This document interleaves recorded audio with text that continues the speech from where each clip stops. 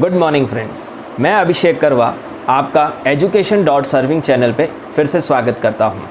आज जो हम क्वेश्चन करने वाले हैं that is based on K map और ये question gate examination CSE branch के अंदर पूछा गया है। तो let's start that question. Yes, so the question says that question ऐसा है, for K map shown in the figure the minimum Boolean function is. तो आपको एक के मैप गिवन है और इस के मैप को आपको मिनिमाइज करके फाइनल आंसर निकालना है इन चार ऑप्शन में से। चलिए, तो के मैप देखिए क्लास, के मैप इज कार्नोफ मैप और ये 3 वेरिएबल के मैप आपको सामने गिवन है। ठीक है, के मैप के अंदर हमें क्या करना पड़ता है कि हमें लूप बनाने होते हैं जो कि बड़े से बड़े लूप हो और मिनिमम से मिनिमम लूप हमें बनाने होते हैं। तो दिस इज़ अ 3 वेरिएबल के मैप और इसमें हम लोग मैं अगर जिसको भी के मैप नहीं आता है उसके लिए बेसिक से के मैप डिस्कस कर लेता हूँ। देखिए, this is x bar and this one is x and यहाँ पे हम लिखेंगे y बार z बार और यहाँ पे y बार z है सॉरी, और यहाँ पे yz और यहाँ पे yz बार। ठीक है क्लास, तो अब देखिए इसमें लूप कौन सा बन रहा है। एक लूप तो अगर मेरे सामने ही अगर ये दिख रहा है, मुझे ये सबसे बड़ा लूप दिख रहा है 4, एक क्वेड ये बन गया। दूसरा अगर मैं बात करूं तो ये एक क्वेड बन रहा है दिस वन, और अगर ये वाला 1 बच गया है तो इसके लिए ये एक क्वेड बन जाएगा। यानी कि 3 लूप बनेंगे तो इस फंक्शन का जो SOP फंक्शन होगा वो कुछ इस तरह का होगा। f1 यानी कि फंक्शन अगर मैं इसको f1 मान लेता हूँ, f1 is equal to loop 1 plus loop 2 plus loop 3। ठीक है class, loop 1 loop 2 plus loop 3, तीनों लूप का एडिशन हो जाएगा। तो लूप 1 से मैं अगर मान लेता हूँ, इसको मैंने लूप 1 मान लिया है, इसको लूप 1 मान लिया है, तो इसका जो मिनिमाइज्ड एक्सप्रेशन आ रहा है that is x bar plus अगर मैं लूप 2 इसको मान लेता हूँ, चलिए इसको लूप 2 मान लेता हूँ, तो लूप 2 का आउटपुट क्या आता है वो देखते हैं। लूप 2 का आउटपुट आ रहा है, देखिए सबसे पहले मैं रोज़ को देखूंगा। ये लूप जो है लूप नंबर 2 ये किस 2 रो को मिलके बना है, एक तो ये वाला और एक ये वाला। ठीक है, तो इन दोनों में से क्या कॉमन आ रहा है, इन दोनों में से क्या कॉमन आ रहा है, कॉमन आ रहा है y।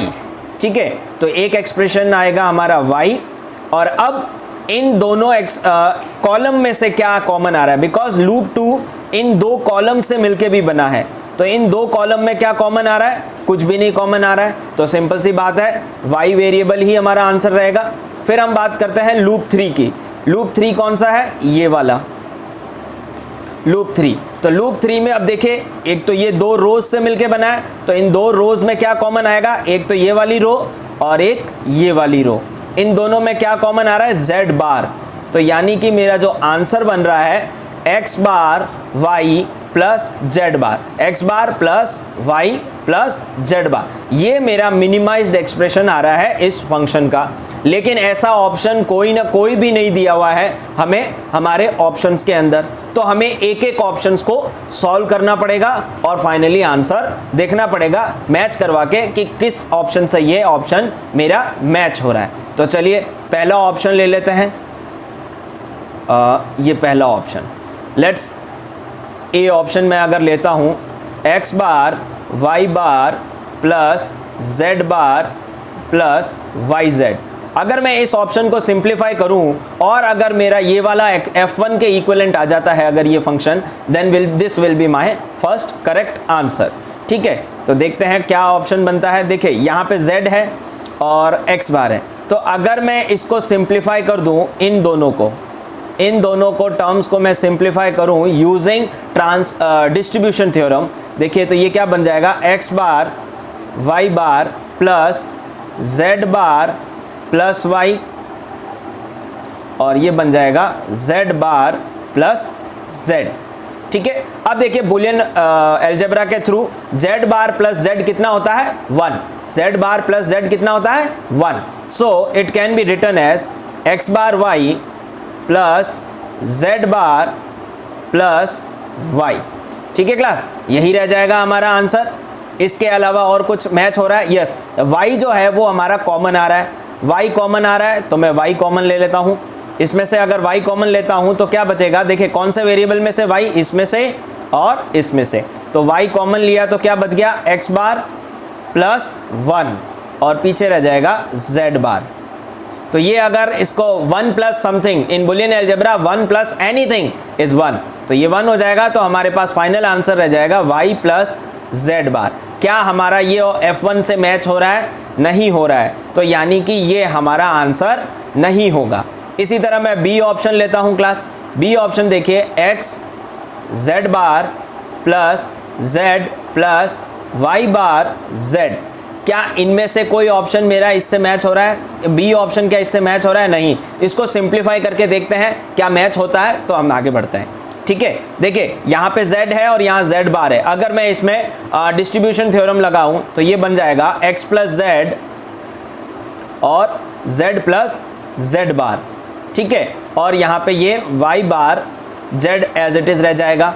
तो z प्लस z बार तो 1 हो जाता है। इन Boolean postulates z plus z bar is equal to 1, तो हमारे पास फाइनल रह जाएगा x plus z plus y bar z। अब इन दोनों में से z कॉमन आ रहा है, तो देखिए x प्लस z कॉमन लेता हूँ अगर, तो 1 plus y bar, 1 plus y bar, 1 plus anything is 1, तो हमारे पास फाइनल आंसर रहता है x प्लस z। क्या ये हमारे f1 फंक्शन से मैच कर रहा है? नहीं, तो ये भी हमारा आंसर नहीं होगा। तो let's see what is our C option. C option हमारा क्या है? देखिए सी ऑप्शन है xy plus z plus y bar z।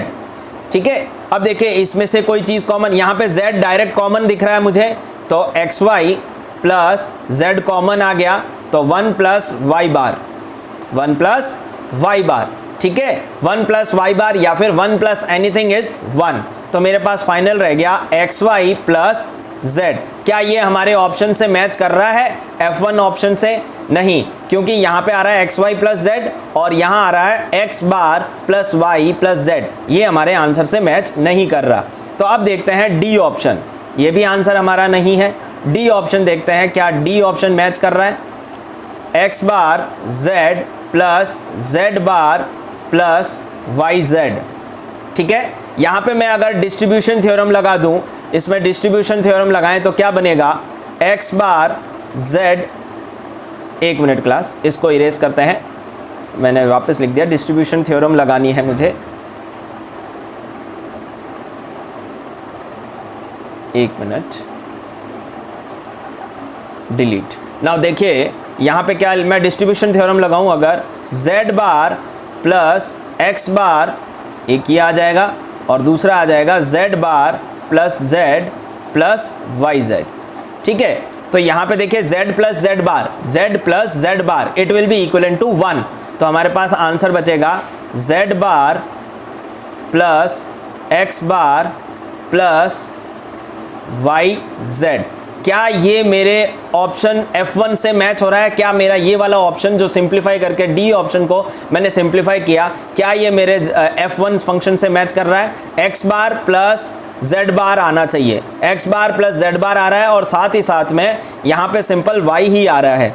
ठीक है, तो दिस इज़ अ प्रॉब्लम। यहाँ पे देखिए अभी भी कुछ कॉमन आ रहा है क्या? x बार y बार, यहाँ पे z बार है और यहाँ पे z है। अगर मैं इसमें अगेन डिस्ट्रीब्यूशन थ्योरम लगाता हूँ तो देखिए क्या बनता है, यहाँ डिस्ट्रीब्यूशन थ्योरम लगाएं, z plus z bar plus z। ठीक है, इसके बीच में और इसके बीच में डिस्ट्रीब्यूशन थ्योरम लगा रहा हूँ, तो z बार प्लस z और साथ ही साथ में क्या बच जाएगा, z बार प्लस y और साथ में x बार। क्लास समझ में आ रहा है या नहीं? देखिए यहाँ पे मैंने इस टर्म के बीच में और इस टर्म के बीच में डिस्ट्रीब्यूशन थ्योरम लगा दी है, तो ये z बार प्लस z हो जाएगा और ये z बार प्लस y और plus x bar as it is. तो z bar plus z bar कितना, z bar plus z it is equal to 1, तो हमारे पास फाइनल बचेगा z bar plus y plus x bar. ठीक है, तो यानी x bar plus y plus z bar, ये मेरा ऑप्शन है। क्या ये आंसर F1 से मैच कर रहा है? x बार और z बार आ रहा है, x बार और z बार आ रहा है और y एज इट इज़ आ रहा है। Yes, this one is equivalent to, so ये जो डी ऑप्शन है, डी ऑप्शन जो है मेरा, this is equivalent to F1। So हम कह सकते हैं द मिनिमाइज्ड के मैप, जो मिनिमाइज्ड के मैप हमने किया है, ये जो एक्सप्रेशन है ये किसके इक्विवेलेंट हो जाएगा, इसके इक्विवेलेंट, डी ऑप्शन के इक्विवेलेंट है। So the answer will be D option. So class, उम्मीद करता हूँ आपको ये लेक्चर समझ में आया होगा, और भी मैं क्वेश्चंस ऐसे लाता रहूँगा। जब तक के लिए थैंक यू।